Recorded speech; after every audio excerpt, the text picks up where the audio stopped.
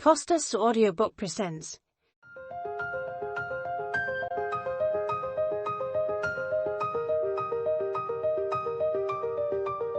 Jane Eyre, in Autobiography, by Charlotte Brontë.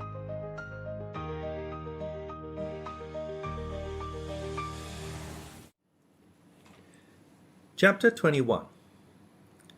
Presentiments are strange things, and so are sympathies, and so are signs, and the three combined make one mystery to which humanity has not yet found a key. I never laughed at presentiments in my life, because I have had strange ones of my own.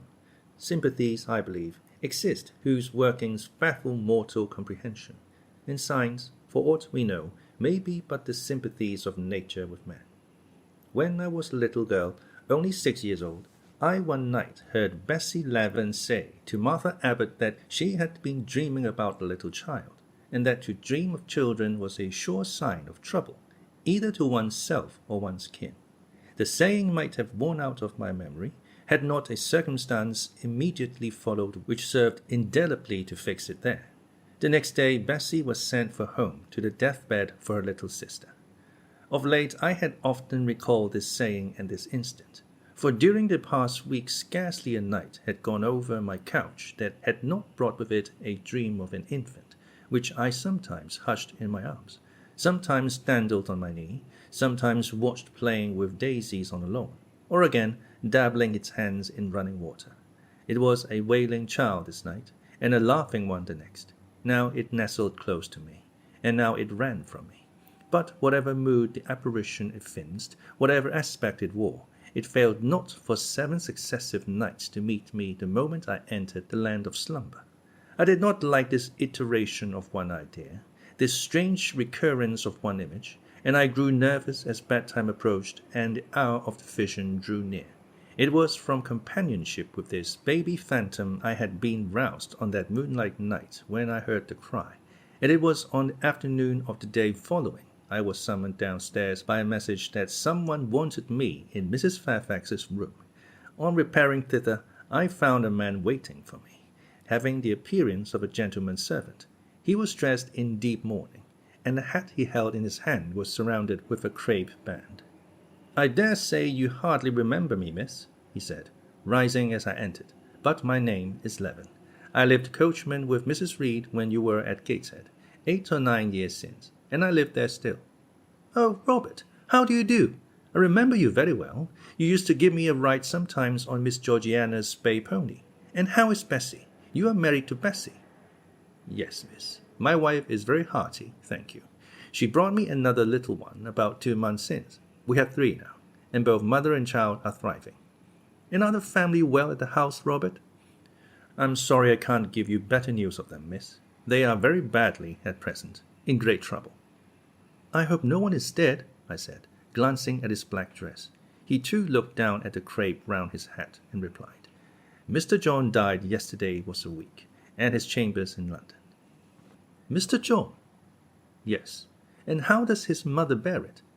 "Why, you see, Miss Eyre, it is not a common mishap. His life has been very wild. These last 3 years he gave himself up to strange ways, and his death was shocking." "I heard from Bessie he was not doing well." "Doing well? He could not do worse.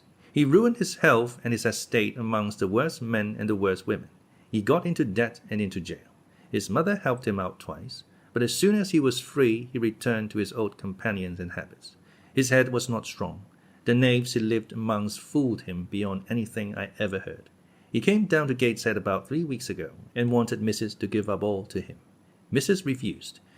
Her means have long been much reduced by his extravagance. So he went back again, and the next news was that he was dead. How he died, God knows. They say he killed himself." I was silent. The tidings were frightful. Robert Leaven resumed. "Mrs. had been out of health herself for some time. She had got very stout, but was not strong with it, and the loss of money and fear of poverty were quite breaking her down. The information about Mr. John's death and the manner of it came too suddenly. It brought on a stroke. She was 3 days without speaking, but last Tuesday she seemed rather better. She appeared as if she wanted to say something, and kept making signs to my wife and mumbling. It was only yesterday morning, however, that Bessie understood she was pronouncing your name, and at last she made out the words, "Bring Jane. Fetch Jane Eyre. I want to speak to her." Bessie is not sure whether she is in her right mind, or means anything by the words, but she told Miss Reed and Miss Georgiana and advised them to send for you. The young ladies put it off at first, but their mother grew so restless and said, "Jane, Jane," so many times that at last they consented. I left Gateshead yesterday, and if you can get ready, miss, I should like to take you back with me early tomorrow morning. Yes, Robert, I shall be ready. It seems to me that I ought to go. I think so too, miss. Bessie said she was sure you would not refuse, but I suppose you will have to ask leave before you can get off. Yes, I will do it now. And having directed him to the servants' hall, and recommended him to the care of John's wife, and the attentions of John himself, I went in search of Mr. Rochester. He was not in any of the lower rooms. He was not in the yard, the stables, or the grounds. I asked Mrs. Fairfax if she had seen him. Yes, she believed he was playing billiards with Miss Ingram. To the billiard room I hastened. The click of balls and the hum of voices resounded thence. Mr. Rochester, Miss Ingram, the two Misses Ashton, and their admirers were all busied in the game. It required some courage to disturb so interesting a party. My errand, however, was one I could not defer, so I approached the master where he stood at Miss Ingram's side. She turned as I drew near, and looked at me haughtily. Her eyes seemed to demand, "What can the creeping creature want now?" And when I said, in a low voice, "Mr. Rochester," she made a movement as if tempted to order me away. I remember her appearance at the moment. It was very graceful and very striking. She wore a morning robe of sky-blue crepe. A gauzy azure scarf was twisted in her hair. She had been all animation with the game, and irritated pride did not lower the expression of her haughty lineaments. "Does that person want you?" she inquired of Mr. Rochester. And Mr. Rochester turned to see who the person was. He made a curious grimace, one of his strange and equivocal demonstrations, thrown down his cue, and followed me from the room. "Well, Jane," he said, as he rested his back against the schoolroom door, which he had shut. "If you please, sir, I want leave of absence for a week or two." "What to do? Where to go?" "To see a sick lady who has sent for me." "What sick lady? Where does she live?" "At Gateshead, in Shire." "Shire? That is 100 miles off. Who may she be that sends for people to see her that distance?" "Her name is Reed, sir. Mrs. Reed." "Reed of Gateshead? There was a Reed of Gateshead, a magistrate." "It is her widow, sir." "And what have you to do with her? How do you know her?" "Mr. Reed was my uncle, my mother's brother." "The deuce he was! You never told me that before. You always said you had no relations." "None that would own me, sir. Mr. Reed is dead, and his wife cast me off." "Why?" "Because I was poor and burdensome, and she disliked me." "But Reed left children. You must have cousins. Sir George Lynn was talking of a Reed of Gateshead yesterday, who, he said, was one of the various rascals in town, and Ingram was mentioning a Georgiana Reed of the same place, who was much admired for her beauty a season or two ago in London. John Reed is dead too, sir. He ruined himself and half-ruined his family, and is supposed to have committed suicide. The news so shocked his mother that it brought on an apoplectic attack. And what good can you do her? Nonsense, Jane. I would never think of running 100 miles to see an old lady who will, perhaps, be dead before you reach her. Besides, you say she cast you off." "Yes, sir, but that is long ago, and when her circumstances were very different, I could not be easy to neglect her wishes now." "How long will you stay?" "As short a time as possible, sir." "Promise me only to stay a week." "I had better not pass my word. I might be obliged to break it." "At all events, you will come back. You will not be induced under any pretext to take up a permanent residence with her." "Oh, no. I shall certainly return if all be well." "And who goes with you? You don't travel 100 miles alone." "No, sir. She has sent her coachman." "A person to be trusted?" "Yes, sir. He has lived 10 years in the family." Mr. Rochester meditated. "When do you wish to go?" "Early tomorrow morning, sir." "Well, you must have some money. You can't travel without money, and I dare say you have not much. I have given you no salary yet. How much have you in the world, Jane?" he asked, smiling. I drew out my purse. A meagre thing it was. 5 shillings, sir. He took the purse, poured the hoard into his palm, and chuckled over it as if its scantiness amused him. Soon he produced his pocketbook. "Here," said he, offering me a note. It was £50, and he owed me but 15. I told him I had no change. "I don't want change, you know that. Take your wages." I declined accepting more than was my due. He scowled at first, then, as if recollecting something, he said, Right. Better not give you all now. You would, perhaps, stay away 3 months if you had £50. There are 10. Is it not plenty?" "Yes, sir. But now you owe me 5. Come back for it, then. I am your banker for £40. Mr. Rochester, I may as well mention another matter of business to you while I have the opportunity." "Matter of business? I'm curious to hear it." "You have as good as informed me, sir, that you are going shortly to be married?" "Yes. What then?" "In that case, sir, Adele ought to go to school. I'm sure you will perceive the necessity of it. To get her out of my bride's way, who might otherwise walk over her rather too emphatically. There's sense in the suggestion, not a doubt of it. Adele, as you say, must go to school, and you, of course, must march straight to the devil?" "I hope not, sir, but I must seek another situation somewhere." "In course," he exclaimed, with a twang of voice and a distortion of features equally fantastic and ludicrous. He looked at me some minutes. "And old Madam Reed, or the misses, her daughters, will be solicited by you to seek a place, I suppose?" "No, sir. I'm not on such terms with my relatives as would justify me in asking favors of them, but I shall advertise." "You shall walk up the pyramids of Egypt," he growled. "At your peril you advertise. I wish I had only offered you a sovereign instead of £10.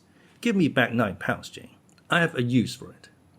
"And so have I, sir," I returned, putting my hands in my purse behind me. I could not spare the money on any account. "Little niggard," said he, refusing me a pecuniary request. "Give me £5, Jane." "Not 5 shillings, sir, nor 5 pence. Just let me look at the cash." "No, sir, you are not to be trusted." "Jane." "Sir, promise me one thing." "I'll promise you anything, sir, that I think I'm likely to perform. Not to advertise, and to trust this quest of a situation to me. I'll find you one in time." "I shall be glad so to do, sir, if you, in your turn, will promise that I and Adele shall be both safe out of the house before your bride enters it." Very well. I'll pledge my word on it. You go tomorrow, then?" "Yes, sir, early." "Shall you come down to the drawing-room after dinner?" "No, sir. I must prepare for the journey." "Then you and I must bid good-bye for a little while." "I suppose so, sir." "And how do people perform that ceremony of parting, Jane? Teach me. I'm not quite up to it."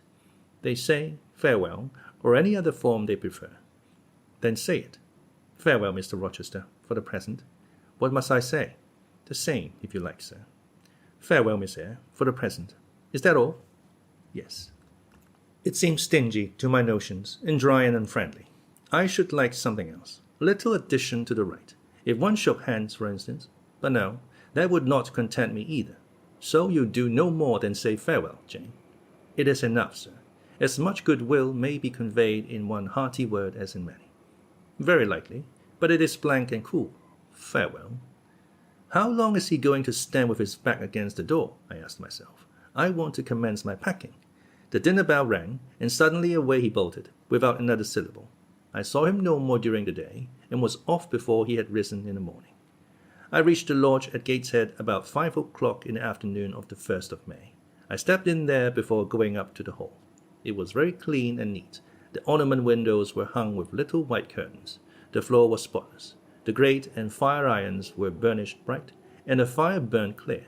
Bessie sat on the hearth, nursing her last-born, and Robert and her sister played quietly in a corner. "Bless you! I knew you would come!" exclaimed Mrs. Levin, as I entered. "Yes, Bessie," said I, after I had kissed her, "and I trust I'm not too late. How is Mrs. Reed? Alive still, I hope?" "Yes, she is alive, and more sensible and collected than she was. The doctor says she may linger a week or 2 yet, but he hardly thinks she will finally recover." "Has she mentioned me lately?" "She was talking of you only this morning, and wishing you would come. But she is sleeping now, or was 10 minutes ago, when I was up at the house. She generally lies in a kind of lethargy all the afternoon, and wakes up about 6 or 7. Will you rest yourself here now, miss, and then I will go up with you?" Robert here entered, and Bessie laid her sleeping child in the cradle and went to welcome him. Afterwards, she insisted on my taking off my bonnet and having some tea, for she said I looked pale and tired. I was glad to accept her hospitality, and I submitted to be relieved of my travelling garb just as passively as I used to let her undress me when a child. Old times crowded fast back on me as I watched her bustling about, setting out the tea tray with her best china, cutting bread and butter, toasting a tea cake, and, between whiles, giving little Robert or Jane an occasional tap or push, just as she used to give me in former days. Bessie had retained her quick temper as well as her light foot and good looks. Tea ready, I was going to approach the table, but she desired me to sit still, quite in her old peremptory tones. I must be served at the fireside, she said, and she placed before me a little round stand with my cup and a plate of toast, absolutely as she used to accommodate me with some privately purloined dainty on a nursery chair, and I smiled and obeyed her as in bygone days. She wanted to know if I was happy in Thornfield Hall, and what sort of a person the mistress was, and when I told her there was only a master, whether he was a nice gentleman, and if I liked him. I told her he was rather an ugly man, but quite a gentleman, and that he treated me kindly, and I was content. Then I went on to describe to her the gay company that had lately been staying at the house, and to these details Bessie listened with interest. They were precisely of the kind she relished. In such conversation an hour was soon gone. Bessie restored to me my bonnet, etc., and accompanied by her I quitted the lodge for the hall. It was also accompanied by her that I had, nearly 9 years ago, walked down the path I was now ascending. On a dark, misty, raw morning in January, I had left a hostile roof with a desperate and embittered heart, a sense of outlawry and almost of reprobation, to seek the chilly harbourage of Lowood, that bourne so far away and unexplored. The same hostile roof now again rose before me. My prospects were doubtful yet, and I had yet an aching heart. I still felt as a wanderer on the face of the earth, but I experienced firmer trust in myself and my own powers, and less withering dread of oppression. The gaping wound of my wrongs, too, was now quite healed, and the flame of resentment extinguished. "You shall go into the breakfast-room first," said Bessie, as she preceded me through the hall. "The young ladies will be there." In another moment I was within that apartment.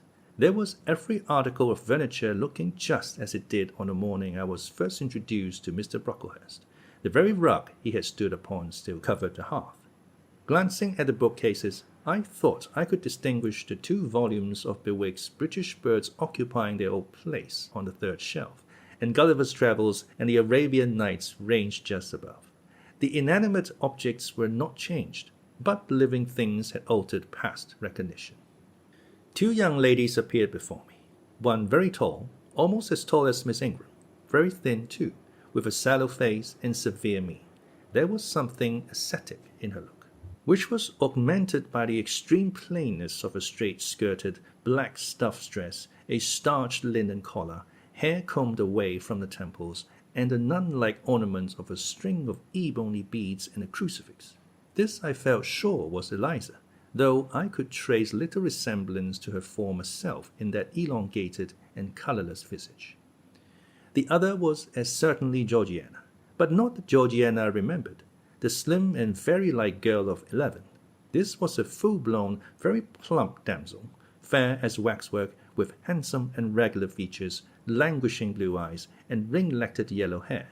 The hue of her dress was black too, but its fashion was so different from her sister's, so much more flowing and becoming. It looked as stylish as the others looked puritanical. In each of the sisters there was one trait of the mother, and only one. The thin and pallid elder daughter had her parents' Cairngorm eye. The blooming and luxuriant younger girl had her contour of jaw and chin, perhaps a little softened, but still imparting an indescribable hardness to the countenance otherwise so voluptuous and buxom. Both ladies, as I advanced, rose to welcome me, and both addressed me by the name of Miss Eyre. Eliza's greeting was delivered in a short, abrupt voice, without a smile, and then she sat down again, fixed her eyes on the fire, and seemed to forget me. Georgiana added to her "How do you do?" several commonplaces about my journey, the weather, and so on, uttered in rather a drawling tone, and accompanied by sundry side glances that measured me from head to foot. now traversing the folds of my drab merino pelisse, and now lingering on the plain trimming of my cottage bonnet. Young ladies have a remarkable way of letting you know that they think you a quiz without actually saying the words. A certain supercilious of look, coolness of manner, nonchalance of tone, express fully their sentiments on a point, without committing them by any positive rudeness in word or deed. A sneer, however, whether covert or open, had now no longer that power over me it once possessed. As I sat between my cousins, I was surprised to find how easy I felt under the total neglect of the one and the semi-sarcastic attentions of the other. Eliza did not mortify, nor Georgiana ruffle me. The fact was, I had other things to think about. Within the last few months, feelings had been stirred in me so much more potent than any they could raise. Pains and pleasures so much more acute and exquisite had been excited than any it was in their power to inflict or bestow, that their airs gave me no concern either for good or bad. "How is Mrs. Reed?" I asked soon, looking calmly at Georgiana, who thought fit to bridle at the direct address, as if it were an unexpected liberty. "Mrs. Reed? Ah, Mamma, you mean. She is extremely poorly. I doubt if you can see her tonight." "If," said I, "you would just step upstairs and tell her I am come, I should be much obliged to you." Georgiana almost started, and she opened her blue eyes wild and wide. "I know she had a particular wish to see me," I added, "and I would not defer attending to her desire longer than is absolutely necessary." "Mamma dislikes being disturbed in an evening," remarked Eliza. I soon rose, quietly took off my bonnet and gloves, uninvited, and said I would just step out to Bessie, who was, I dare say, in the kitchen, and ask her to ascertain whether Mrs. Reed was disposed to receive me or not tonight. I went, and having found Bessie and dispatched her on my errand, I proceeded to take further measures.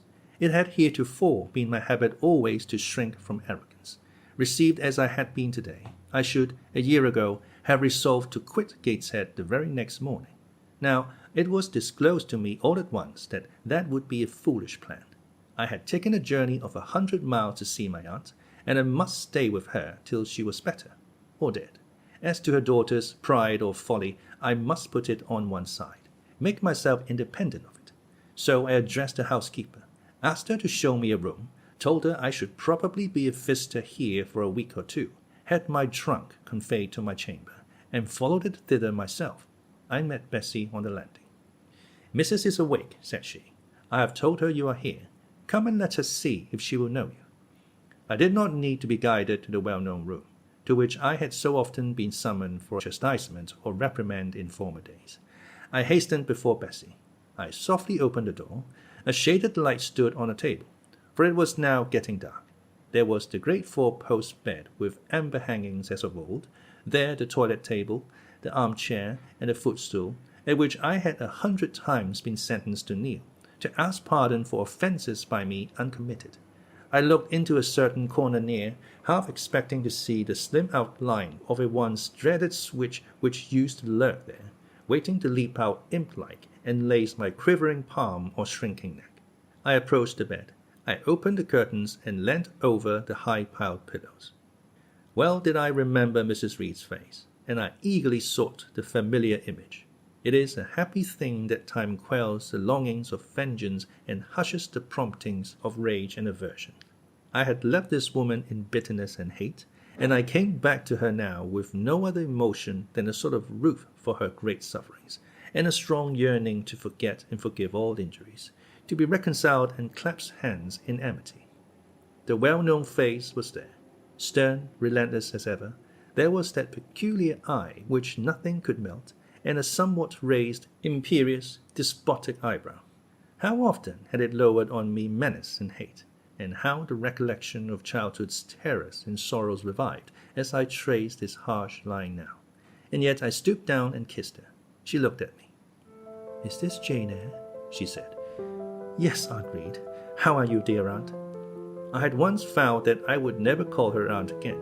I thought it no sin to forget and break that vow now. My fingers had fastened on her hand which lay outside the sheet. Had she pressed mine kindly, I should at that moment have experienced true pleasure.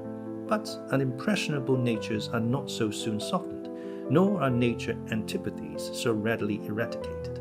Mrs. Reed took her hand away, and, turning her face rather from me, she remarked that the night was warm. Again she regarded me so icily, I felt at once that her opinion of me, her feeling towards me, was unchanged and unchangeable.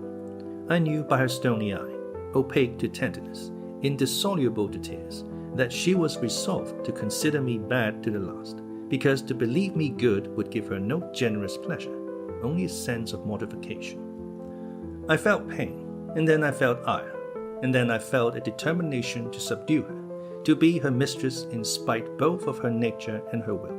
My tears had risen, just as in childhood. I ordered them back to their source. I brought a chair to the bed head. I sat down and leaned over the pillow. "You sent for me," I said, "and I am here, and it is my intention to stay till I see how you get on." "Oh, of course. You have seen my daughters?" "Yes." "Well, you may tell them I wish you to stay till I can talk some things over with you I have on my mind. Tonight it is too late, and I have a difficulty in recalling them. But there was something I wished to say. Let me see." The wandering look and changed utterance told what wreck had taken place in her once vigorous frame. Turning restlessly, she drew the bedclothes round her. My elbow, resting on a corner of the quilt, fixed it down. She was at once irritated. "Sit up," said she. "Don't annoy me with holding the clothes fast. Are you Jane Eyre?" "I am Jane Eyre. I have had more trouble with that child than anyone would believe.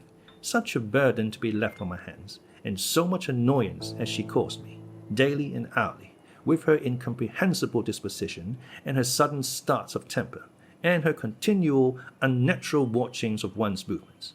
I declare she talked to me once like something mad, or like a fiend. No child ever spoke or looked as she did. I was glad to get her away from the house. What did they do with her at Lowood?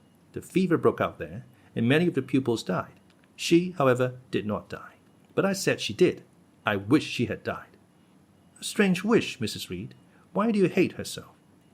"I had a dislike to her mother always, for she was my husband's only sister, and a great favorite with him. He opposed the family's disowning her when she made her low marriage, and when news came of her death, he wept like a simpleton.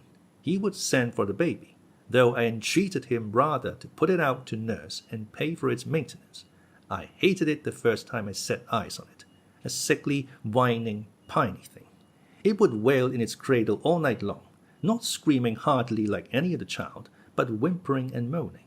Reed pitied it, and he used to nurse it and notice it as if it had been his own, more indeed than he ever noticed his own at that age. He would try to make my children friendly to the little beggar. The darlings could not bear it, and he was angry with them when they showed their dislike. In his last illness he had it brought continually to his bedside, and but an hour before he died he bound me by vow to keep the creature. I would as soon have been charged with a pauper brat out of a workhouse. But he was weak, naturally weak. John does not at all resemble his father, and I am glad of it. John is like me and like my brothers. He is quite a Gibson. Oh, I wish he would cease tormenting me with letters for money. I have no more money to give him. We are getting poor. I must send away half the servants and shut up part of the house, or let it off. I can never submit to do that. Yet how are we to get on? 2/3 of my income goes in paying the interest of mortgages. John gambles dreadfully, and always loses. Poor boy! He is beset by sharpers. John is sunk and degraded. His look is frightful. I feel ashamed for him when I see him." She was getting much excited. "I think I had better leave her now," said I to Bessie, who stood on the other side of the bed. "Perhaps you had, miss, but she often talks in this way towards night. In the morning she is calm." I rose. "Stop!" exclaimed Mrs. Reed. "There is another thing I wish to say. He threatens me. He continually threatens me with his own death, or mine, and I dream sometimes that I see him laid out with a great wound in his throat, or with a swollen and blackened face. I am come to a strange pass. I have heavy troubles. What is to be done? How is the money to be had?" Bessie now endeavored to persuade her to take a sedative draught. He succeeded with difficulty. Soon after, Mrs. Reed grew more composed, and sank into a dozing state. I then left her. More than 10 days elapsed before I had again any conversation with her. She continued either delirious or lethargic, and the doctor forbade everything which could painfully excite her. Meantime, I got on as well as I could with Georgiana and Eliza. They were very cold indeed at first. Eliza would sit half the day sewing, reading, or writing, and scarcely utter a word either to me or her sister. Georgiana would chatter nonsense to a canary bird by the hour, and take no notice of me. But I was determined not to seem at a loss for occupation or amusement. I had brought my drawing materials with me, and they served me for both. Provided with a case of pencils and some sheets of paper, I used to take a seat apart from them, near the window, and busy myself in sketching fancy vignettes, representing any scene that happened momentarily to shape itself in the ever-shifting kaleidoscope of imagination. A glimpse of sea between two rocks, the rising moon, and a ship crossing its disk, a group of reeds and water flags, and a naiad's head, crowned with lotus flowers, rising out of them. An elf sitting in a hedge sparrow's nest, under a wreath of hawthorn bloom. One morning I fell to sketching a face. What sort of a face it was to be, I did not care or know. I took a soft black pencil, gave it a broad point, and worked away. Soon I had traced on the paper a broad and prominent forehead and a square lower outline of visage. That contour gave me pleasure. My fingers proceeded actively to fill it with features. Strongly marked horizontal eyebrows must be traced under that brow. Then followed, naturally, a well-defined nose, with a straight ridge and full nostrils. Then a flexible-looking mouth, by no means narrow. Then a firm chin, with a decided cleft down the middle of it. Of course, some black whiskers were wanted, and some jetty hair, tufted on the temples and waved above the forehead. Now for the eyes. I had left them to the last, because they required the most careful working. I drew them large, I shaped them well. The eyelashes I traced long and sombre, the irids lustrous and large. Good, but not quite the thing, I thought, as I surveyed the effect. They want more force and spirit, and I wrought the shades blacker, that the lights might flash more brilliantly. A happy touch or two secured success. There, I had a friend's face under my gaze, and what did it signify that those young ladies turned their backs on me? I looked at it. I smiled at the speaking likeness. I was absorbed and content. "Is that a portrait of someone you know?" asked Eliza, who had approached me unnoticed. I responded that it was merely a fancy head, and hurried it beneath the other sheets. Of course, I lied. It was, in fact, a very faithful representation of Mr. Rochester. But what was that to her, or to anyone but myself? Georgiana also advanced to look. The other drawings pleased her much, but she called that an ugly man. They both seemed surprised at my skill. I offered to sketch their portraits, and each, in turn, sat for a pencil outline. Then Georgiana produced her album. I promised to contribute a watercolor drawing. This put her at once into good humor. She proposed a walk in the grounds. Before we had been out 2 hours, we were deep in a confidential conversation. She had favored me with a description of the brilliant winter she had spent in London 2 seasons ago, of the admiration she had there excited, the attention she had received, and I even got hints of the titled conquest she had made. In the course of the afternoon and evening, these hints were enlarged on. Very soft conversations were reported, and sentimental scenes represented, and in short, a volume of a novel of fashionable life was that day improvised by her for my benefit. The communications were renewed from day to day. They always ran on the same theme: herself, her loves and woes. It was strange she never once adverted either to her mother's illness or her brother's death, or the present gloomy state of the family prospects.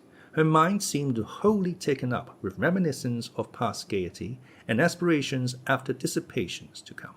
She passed about 5 minutes each day in her mother's sick room, and no more. Eliza still spoke little.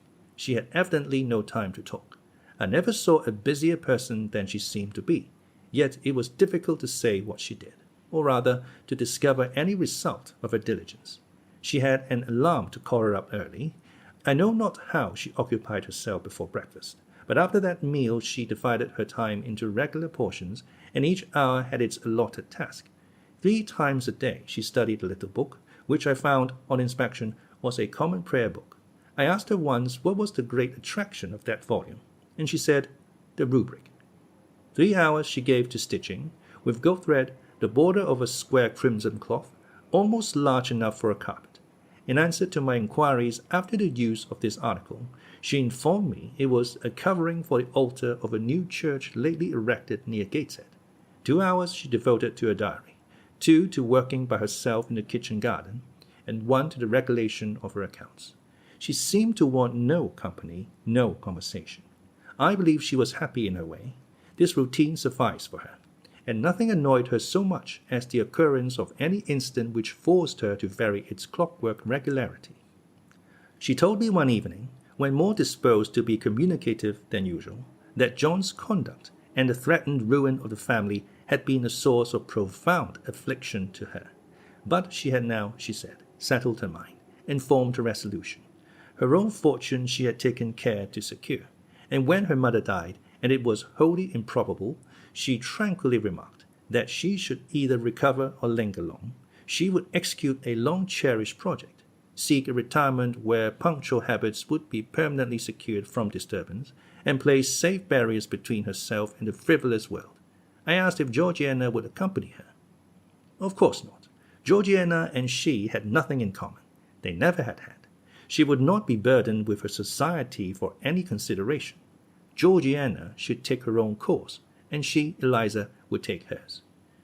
Georgiana, when not unburdening her heart to me, spent most of her time in lying on the sofa, fretting about the dullness of the house, and wishing over and over again that her Aunt Gibson would send her an invitation up to town. It would be so much better, she said, if she could only get out of the way for a month or 2, till all was over. I did not ask what she meant by all being over, but I suppose she referred to the expected decease of her mother and the gloomy sequel of funeral rites. Eliza generally took no more notice of her sister's indolence and complaints than if no such murmuring, lounging object had been before her. One day, however, as she put away her account book and unfolded her embroidery, she suddenly took her up thus. Georgiana, a more vain and absurd animal than you was certainly never allowed to cumber the earth. You had no right to be born, for you make no use of life. Instead of living for, in, and with yourself, as a reasonable being ought, you seek only to fasten your feebleness on some other person's strength. If no one can be found willing to burden her or himself with such a fat, weak, puffy, useless thing, you cry out that you are ill-treated, neglected, miserable. Then, too, existence for you must be a scene of continual change and excitement, or else the world is a dungeon. You must be admired, you must be courted, you must be flattered, you must have music, dancing, and society, or you languish, you die away. Have you no sense to devise a system which will make you independent of all efforts and all wills but your own? Take one day, share it into sections. To each section apportion its task. Leave no stray unemployed quarters of an hour, 10 minutes, 5 minutes. Include all. Do each piece of business in its turn with method, with rigid regularity. The day will close almost before you are aware it has begun, and you are indebted to no one for helping you to get rid of one vacant moment. You have had to seek no one's company, conversation, sympathy, forbearance. You have lived, in short, as an independent being ought to do. Take this advice, the first and last I shall offer you. Then you will not want me or anyone else, happen what may. Neglect it. Go on as heretofore, craving, whining, and idling, and suffer the results of your idiocy, however bad and insufferable they may be. I tell you this plainly, and listen, for though I shall no more repeat what I am now about to say, I shall steadily act on it. After my mother's death, I wash my hands of you. From the day her coffin is carried to the vault in Gateshead Church, you and I will be as separate as if we had never known each other. You need not think that because we chance to be born of the same parents, I shall suffer you to fasten me down by even the feeblest claim. I can tell you this, if the whole human race, ourselves excepted, were swept away, and we too stood alone in the earth, I would leave you in the old world, and betake myself to the new. She closed her lips. You might have spared yourself the trouble of delivering that tirade, answered Georgiana. Everybody knows you are the most selfish, heartless creature in existence, and I know your spiteful hatred towards me. I have had a specimen of it before in the trick you played me about Lord Edwin Vere. You could not bear me to be raised above you, to have a title, to be received into circles where you dare not show your face, and so you acted the spy and informer, and ruined my prospects forever. Georgiana took out her handkerchief and blew her nose for an hour afterwards. Eliza sat cold, impassible, and assiduously industrious.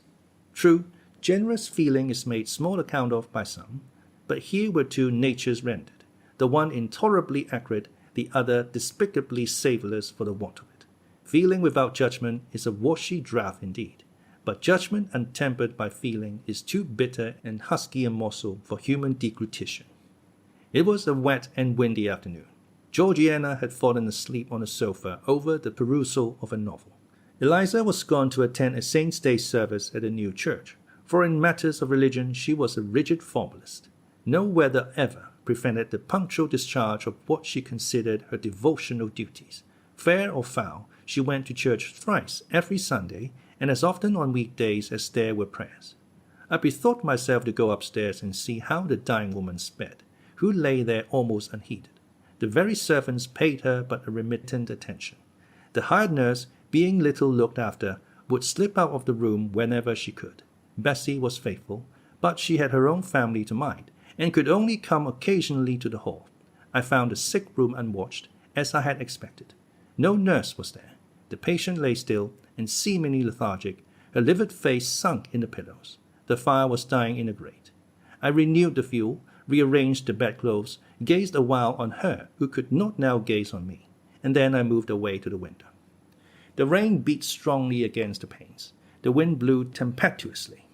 One lies there, I thought, who will soon be beyond the wall of earthly elements. Whither will that spirit, now struggling to quit its material tenement, flit when at length released? In pondering the great mystery, I thought of Helen Burns, recalled her dying words, her faith, her doctrine of the equality of disembodied souls. I was still listening in thought to her well-remembered tones, still picturing her pale and spiritual aspect, her wasted face and sublime gaze, as she lay on her placid deathbed and whispered her longing to be restored to her divine Father's bosom, when a feeble voice murmured from the couch behind, "Who is that?" I knew Mrs. Reed had not spoken for days. Was she reviving? I went up to her. "It is I, Aunt Reed." "Who, I?" was her answer. "Who are you?" Looking at me with surprise and a sort of alarm, but still not wildly. "You are quite a stranger to me. Where is Bessie?" "She is at the lodge, Aunt." "Aunt," she repeated. "Who calls me aunt? You are not one of the Gibsons, and yet I know you. That face, and the eyes and forehead are quite familiar to me. You are like... why, you are like Jane Eyre." I said nothing. I was afraid of occasioning some shock by declaring my identity. "Yet," said she, "I am afraid it is a mistake. My thoughts deceive me. I wish to see Jane Eyre, and I fancy a likeness where none exists. Besides, in 8 years she must be so changed." I now gently assured her that I was the person she supposed and desired me to be, and seeing that I was understood and that her senses were quite collected, I explained how Bessie had sent her husband to fetch me from Thornfield. "I am very ill, I know," she said ere long. "I was trying to turn myself a few minutes since, and find I cannot move a limb. It is as well I should ease my mind before I die. What we think little of in health burdens us at such an hour as the present is to me. Is the nurse here, or is there no one in the room but you?" I assured her we were alone. "Well, I have twice done you a wrong which I regret now. One was in breaking the promise which I gave my husband to bring you up as my own child. The other—" She stopped. "After all, it is of no great importance, perhaps," she murmured to herself. "And then I may get better, and to humble myself so to her is painful." She made an effort to alter her position, but failed. Her face changed. She seemed to experience some inward sensation, the precursor, perhaps, of the last pang. "Well, I must get it over. Eternity is before me. I had better tell her. Go to my dressing-case, open it, and take out the letter you will see there." I obeyed her directions. "Read the letter," she said. It was short, and thus conceived: "Madam, will you have the goodness to send me the address of my niece, Jane Eyre, and to tell me how she is? It is my intention to write shortly and desire her to come to me at Madeira. Providence has blessed my endeavours to secure a competency, and as I am unmarried and childless, I wish to adopt her during my life, and bequeath her at my death whatever I may have to leave. I am, Madam, etc., etc., John Eyre, Madeira." It was dated 3 years back. Why did I never hear of this? I asked. Because I disliked you too fixedly and thoroughly ever to lend a hand in lifting you to prosperity. I could not forget your conduct to me, Jane, the fury with which you once turned on me, the tone in which you declared you abhorred me the worst of anybody in the world, the unchildlike look and voice with which you affirmed that the very thought of me made you sick, and asserted that I had treated you with miserable cruelty. I could not forget my own sensations when you thus started up and poured out the venom of your mind. I felt fear, as if an animal that I had struck or pushed had looked up at me with human eyes and cursed me in a man's voice. "Oh, bring me some water. Oh, make haste." "Dear Mrs. Reed," said I, as I offered her the draught she required, "think no more of all this. Let it pass away from your mind. Forgive me for my passionate language. I was a child then. 8-9 years had passed since that day." She heeded nothing of what I said, but when she had tasted the water and drawn breath, she went on thus. "I tell you I could not forget it, and I took my revenge. For you to be adopted by your uncle and placed in a state of ease and comfort was what I could not endure. I wrote to him. I said I was sorry for his disappointment, but Jane Eyre was dead. She had died of typhus fever at Lowood. Now act as you please. Write and contradict my assertion. Expose my falsehood as soon as you like. You were born, I think, to be my torment. My last hour is wrecked by the recollection of a deed which, but for you, I should never have been tempted to commit. If you could but be persuaded to think no more of it, aunt, and to regard me with kindness and forgiveness. You have a very bad disposition, said she, and one to this day I feel it impossible to understand. How for 9 years you could be patient and quiescent under any treatment, and in the 10th break out all fire and violence, I can never comprehend. My disposition is not as bad as you think. I am passionate, but not vindictive. Many a time, as a little child, I should have been glad to love you if you would have let me, and I long earnestly to be reconciled to you now. Kiss me, aunt. I approached my cheek to her lips. She would not touch it. She said I oppressed her by leaning over the bed, and again demanded water. As I laid her down, for I raised her and supported her on my arm while she drank, I covered her ice-cold and clammy hand with mine. The feeble fingers shrank from my touch, the glazing eyes shunned my gaze. Love me then, or hate me, as you will, I said at last. You have my full and free forgiveness. Ask now for God's, and be at peace. Poor suffering woman. It was too late for her to make now the effort to change her habitual frame of mind. Living, she had ever hated me. Dying, she must hate me still. The nurse now entered, and Bessie followed. I yet lingered half an hour longer, hoping to see some sign of amity, but she gave none. She was fast relapsing into stupor, nor did her mind again rally. At 12 o'clock that night she died. I was not present to close her eyes, nor were either of her daughters. They came to tell us the next morning that all was over. She was by that time laid out. Eliza and I went to look at her. Georgiana, who had burst out into loud weeping, said she dared not go. There was stretched Sarah Reed's once robust and active frame, rigid and still. Her eye of flint was covered with its cold lid. Her brow and strong traits wore yet the impress of her inexorable soul. A strange and solemn object was that corpse to me. I gazed on it with gloom and pain. Nothing soft, nothing sweet, nothing pitying or hopeful or subduing did it inspire. Only a grating anguish for her woes, not my loss, and a somber tearless dismay at the fearfulness of death in such a form. Eliza surveyed her parent calmly. After a silence of some minutes, she observed, with her constitution she should have lived to a good old age. Her life was shortened by trouble. And then a spasm constricted her mouth for an instant. As it passed away, she turned and left the room, and so did I. Neither of us had dropped a tear.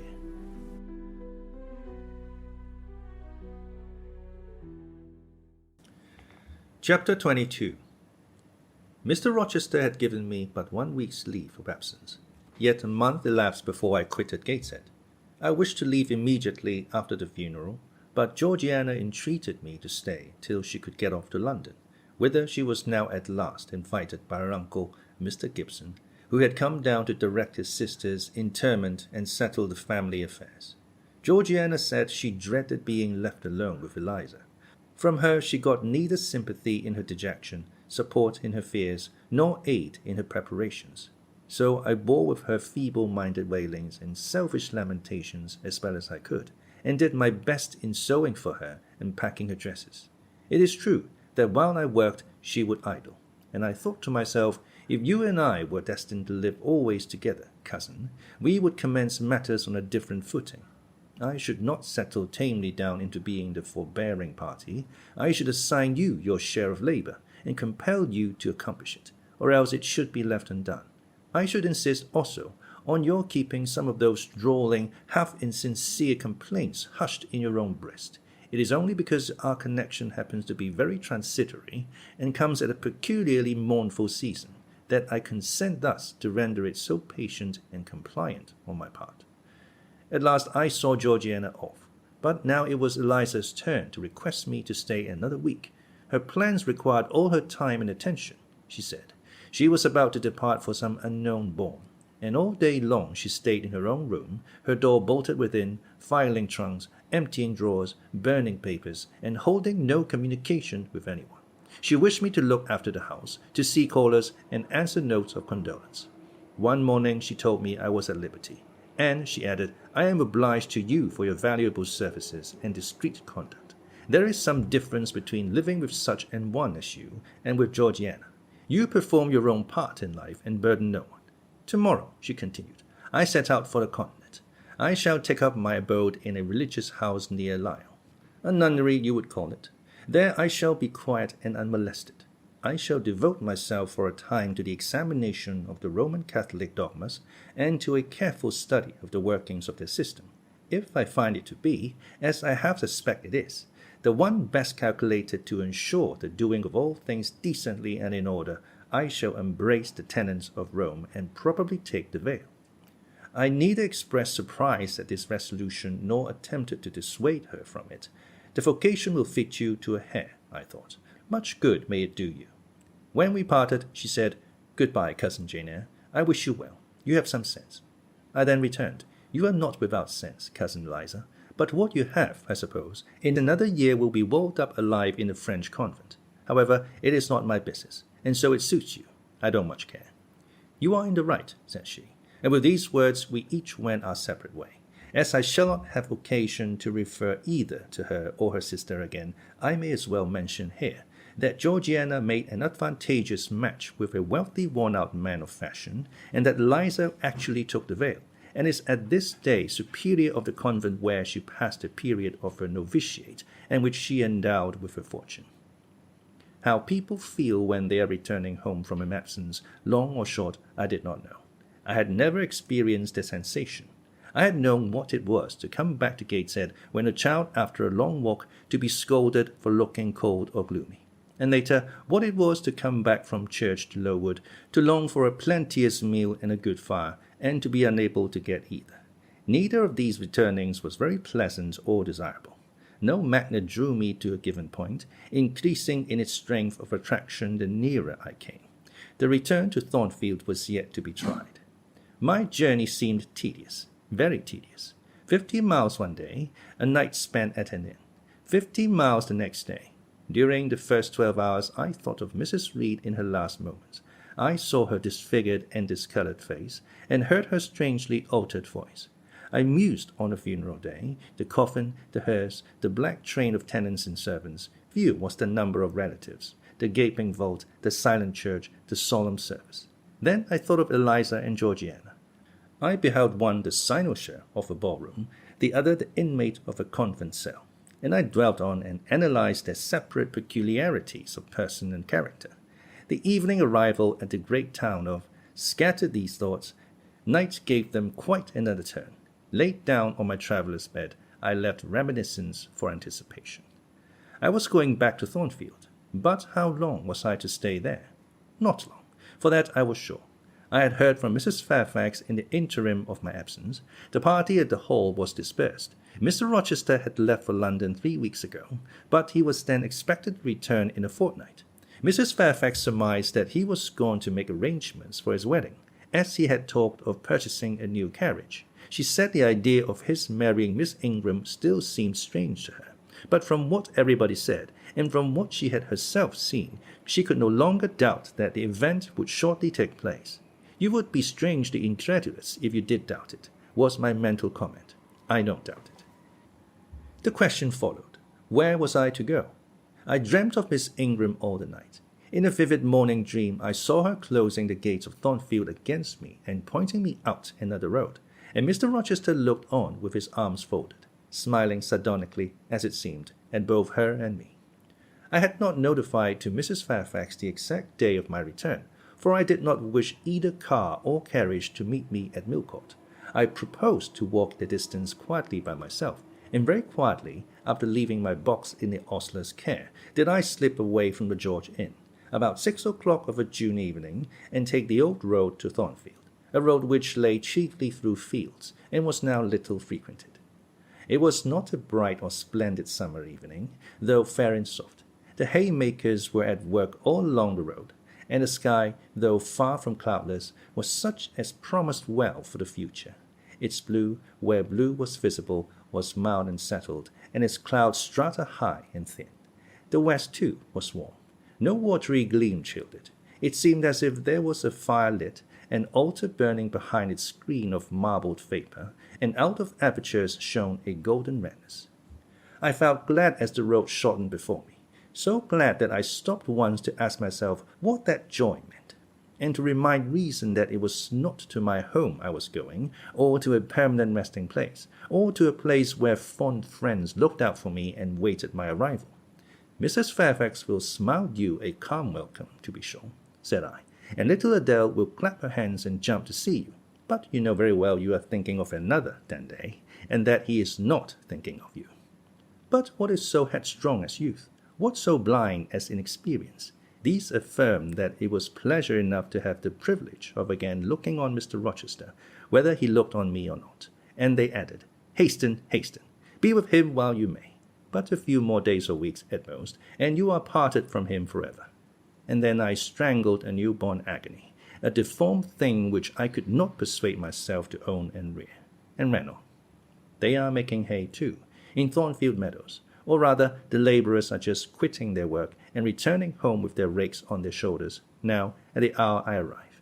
I have but a field or two to traverse, and then I shall cross the road and reach the gates. How full the hedges are of roses! But I have no time to gather any. I want to be at the house. I pass the tall briar, shooting leafy and flowery branches across the path. I see the narrow stile with stone steps, and I see Mr. Rochester sitting there, a book and a pencil in his hand. He is writing. Well, he is not a ghost, yet every nerve I have is unstrung. For a moment I am beyond my own mastery. What does it mean? I did not think I should tremble in this way when I saw him, or lose my voice or the power of motion in his presence. I will go back as soon as I can stir. I need not make an absolute fool of myself. I know another way to the house. It does not signify if I knew 20 ways, for he has seen me. Hello, he cries, and he puts up his book and his pencil. There you are. Come on, if you please. I suppose I do come on, though in what fashion I know not, being scarcely cognizant of my movements, and solicitous only to appear calm, and, above all, to control the working muscles of my face, which I feel rebel insolently against my will, and struggle to express what I had resolved to conceal. But I have avail. It is down. I may make shift yet to behave with decent composure. And this is Jane Eyre. Are you coming from Millcourt, and on foot? Yes, just one of your tricks, not to send for a carriage, and come clattering over street and road like a common mortal, but to steal into the vicinage of your home along with twilight, just as if you were a dream or a shade. What the deuce have you done with yourself this last month? I have been with my aunt, sir, who is dead. A true Janian reply. Good angels be my guard. She comes from the other world, from the abode of people who are dead, and tells me so when she meets me alone here in the gloaming. If I dared, I'd touch you, to see if you are substance or shadow, you elf. But I'd as soon offer to take hold of a blue ignis fatuus light in the marsh. True it, he added, when he had paused an instant. Absent from me a whole month, and forgetting me quite, I'll be sworn. I knew there would be pleasure in meeting my master again, even though broken by the fear that he was so soon to cease to be my master, and by the knowledge that I was nothing to him, But there was ever in Mr. Rochester such a wealth of the power of communicating happiness that to taste but of the crumbs he scattered to stray and stranger birds like me was to feast genially. His last words were balm. They seemed to imply that it imported something to him whether I forgot him or not, and he had spoken of Thornfield as my home, would that it were my home. He did not leave the stile, and I hardly liked to ask to go by. I inquired soon if he had not been to London. Yes, I suppose you found it out by second sight. Mrs. Fairfax told me in a letter. And did she inform you what I went to do? Oh, yes, sir. Everybody knew your errand. You must see the carriage, Jane, and tell me if you don't think it will suit Mrs. Rochester exactly, and whether she won't look like Queen Boadicea, leaning back against those purple cushions. I wish, Jane, I were a trifle better adapted to match with her externally. Tell me now, fairy as you are, can't you give me a charm, or a philtre, or something of that sort, to make me a handsome man? It would be past the power of magic, sir. And in thought I added, a loving eye is all the charm needed. To such you are handsome enough, or rather your sternness has a power beyond beauty. Mr. Rochester had sometimes read my unspoken thoughts with an acumen to me incomprehensible.